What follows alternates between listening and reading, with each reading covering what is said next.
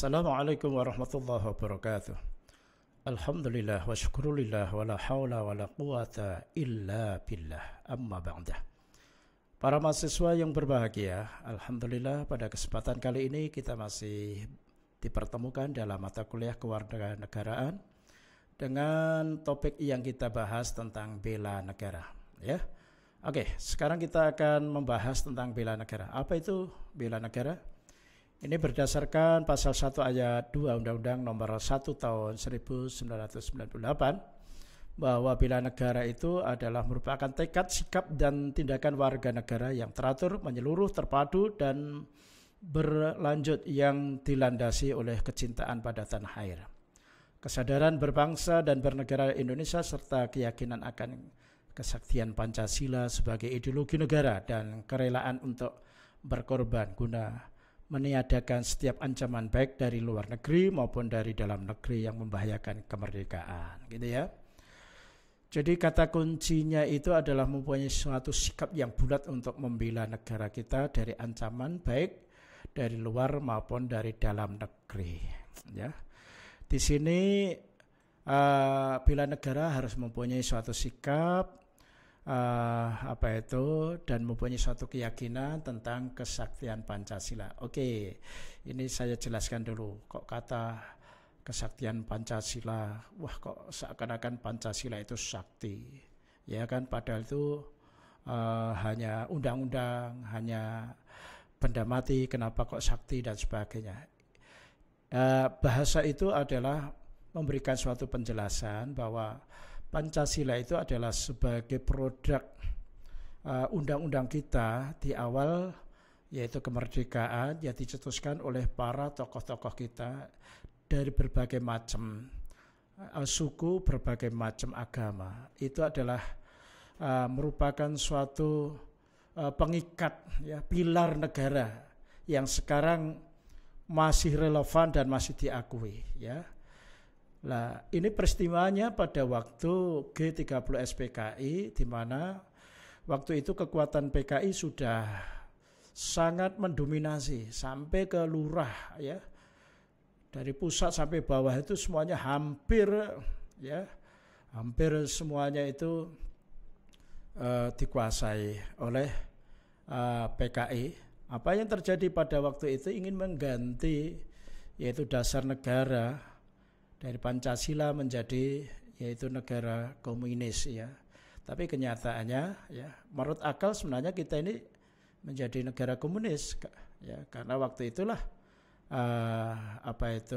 PKI memberontak. Apa yang terjadi bumerang bagi mereka sehingga bisa ditumpas oleh alat negara, sehingga kita kembalikan kita dari ancaman dari dalam yang tadinya mau dirubah jadi komunis. Akhirnya pelaku PKI-nya ya banyak ditangkap dan organisasinya dibubarkan, maka kita tetap menggunakan dasar negara Pancasila, ya. Jadi artinya dari kata kesaktian Pancasila itu pernah ada percobaan pergantian dasar negara. Itu aja, ya. Jadi mahasiswa jangan sampai terbuai dengan kata sakti, ya. Mungkin kalau sekarang ya sakti sudah banyak menggunakan kerasakti, ya kan, dan lain sebagainya. Oke, sekarang para mahasiswa yang berbahagia, sekarang unsur dasar bela negara yaitu cinta tanah air, kesadaran berbangsa dan bernegara, yakin akan Pancasila sebagai ideologi negara, rela berkorban untuk bangsa dan negara. Ini dasar bela negara. Kemarin saya kebetulan ngobrol-ngobrol dengan Pak Kasdim maupun Pak Dandim Boyolali, gitu ya. Salah satu contoh yaitu di Boyolali itu sudah mengirim yaitu sekitar 60 pemuda untuk dikirim ke ke Jakarta, tepatnya adalah di Kementerian Pertahanan, untuk dididik menjadi orang untuk masuk pada bela negara, gitu ya. Di sana dibiayai oleh negara. Kalau nanti ingin berlanjut ya silahkan melalui jalur resmi pendaftaran ke militer. Tapi kalau enggak nanti dikembalikan ke daerah. Sewaktu-waktu negara kita dalam ancaman, maka dipanggil pemuda-pemuda itu. ya, bela negara. Seperti saya waktu jadi mahasiswa ikut resimen mahasiswa itu dalam rangka juga bela negara. Kalau seandainya negara dalam keadaan bahaya, ada ancaman dari luar atau dari dalam, saya dipanggil karena nama saya itu sudah ada di Kementerian Pertahanan, kan gitu ya. Klik itu nama saya ada, ya, gitu. Loh Pak Jelari kok dulu ikut Menwa itu ceritanya apa? Ya saya memang punya cita-cita ingin jadi tentara ya. Tapi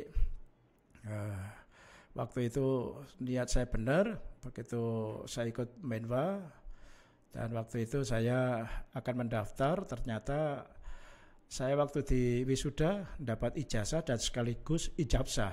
Ya, istri saya, jadi saya sudah beristri sehingga waktu mendaftar tertolak, tidak bisa gitu ya. Waktu itu tak sampaikan kepada teman-teman saya dan kebetulan teman-teman saya itu juga luar biasa ya. Itu ada Danrem itu Kolonel Pak Ali, terus ada lagi Dandim Pak Letnan Kolonel Viviko Boyolali itu. Saya kadang-kadang dikasih wejangan. Udah diterima aja Bapak jadi ustadz, jadi dosen itu. Kalau mungkin jadi tentara tidak mungkin akan berteman dengan jenderal. Ya, kebetulan saya kalau ngobrol dengan mantan Pangdam Diponegoro Pak Mayor Jenderal, sekarang sudah Letnan Jenderal, ya Letnan Jenderal Tandio Putih Revita itu nggak mungkin bebas. Saya ngobrol dengan cekakan, ya sekarang jadi wakil Kepala Staf Angkatan Darat, Wakasat ya Letnan Jenderal. Saya ngobrol di rumah ya sampai humor kekayaan apa itu sampai cekakaan itu. Kalau mungkin jadi tentara pangkat di bawahnya itu nggak bisa. Jadi budaya tentara itu kalau pangkat di bawahnya itu nggak bisa, mau ngajak bercanda nggak bisa. Nah ini saya diberikan suatu keleluasaan untuk bisa bercanda, menyampaikan secara bebas. Oke, para mahasiswa yang berbahagia, fungsi dan tujuan bela negara yaitu tujuannya mempertahankan kelangsungan hidup bangsa dan negara, gitu ya. Melestarikan budaya, menjalankan nilai-nilai Pancasila dan UUD 45, menjaga identitas dan integritas bangsa dan negara. Ini tujuannya ya. Jadi ikut bela negara. Jadi bela negara itu langsung langsung dikoordinir oleh pemerintah. Sekarang ini yang melakukan adalah Kementerian Pertahanan ya. Jadi di Kementerian Pertahanan itu selain mengatur anggaran untuk tentara, ya, itu dia melakukan beberapa program, diantaranya tujuan bela negara. Setiap daerah diminta berapa. Itu pun harus melalui seleksi ya. Kalau seleksi kesemaptaannya itu ternyata jelek ya nggak dikirim. Ya. Jadi kalau orang sudah di situ kan mesti mau lanjut atau tidak. Kalau lanjut ya silahkan daftar tentara. Kalau tidak lanjut silahkan pulang. Ya dikasih pesangon gitu ya. Tapi suatu saat kalau negara kita butuh dipanggil, gitu ya. Ini namanya diberikan dasar-dasar militer di situ. Oke, fungsinya adalah mempertahankan negara dari berbagai ancaman. Itu ancaman luar dan dalam, menjaga keutuhan wilayah negara. Ya. Jadi tetap Kesatuan Republik Indonesia NKRI harga mati itu harus dijaga tetap. Merupakan kewajiban setiap warga negara dan merupakan panggilan sejarah. Kalau negara kita belum mampu untuk memanggil semua pemuda ya, dalam usia produktif ya. Tapi kalau di Amerika, di negara Eropa, mungkin di negara Rusia ya atau belahan Uni Soviet, itu ada program yang namanya bela negara. Pemuda dalam usia produktif itu diwajibkan ya. Kalau di sini atau mungkin pada waktu usia kuliah seperti Anda atau mungkin lulus itu ya dipanggil untuk mengikuti latihan dasar militer dibiayai oleh negara ya. Habis itu pulangkan. Nah sampai kalau seperti di Amerika itu kalau dipanggil untuk mengikuti bela negara nggak mau itu dihukum ya.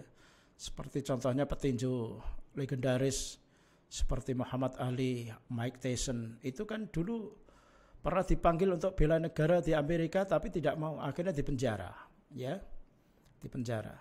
Ini suatu contoh kalau bela negara dijadikan atau merupakan suatu kewajiban. Makanya ada sanksi kalau dipanggil. Kalau di Indonesia adalah satu, mungkin anggaran untuk memanggil semua pemuda juga mungkin belum tersedia, makanya sifatnya sunnah atau sukarela gitu ya. Maka kalau ada suatu anggaran baru dipanggil untuk melakukan bela negara ya. Dulu waktu Pak Jenderal Wiranto itu yaitu melatih Pam Swakarsa gitu. Itu sebenarnya juga dalam rangka bela negara. Gitu ya. Oke, para mahasiswa yang berbahagia, mengapa kita harus bela negara, itu tadi kita kembali kepada tujuan dan fungsinya, gitu ya. Saya kira cukup apa yang kami sampaikan. Sekali lagi, kalau saya dalam menyampaikan materi ini kurang jelas, nanti bisa dipertanyakan di dalam acara kuliah ya. Oke, terima kasih. Sampai jumpa lagi dengan acara dan gelombang yang sama. Wallahul muwaffiq ila aqwamit thoriq. Wassalamualaikum warahmatullahi wabarakatuh.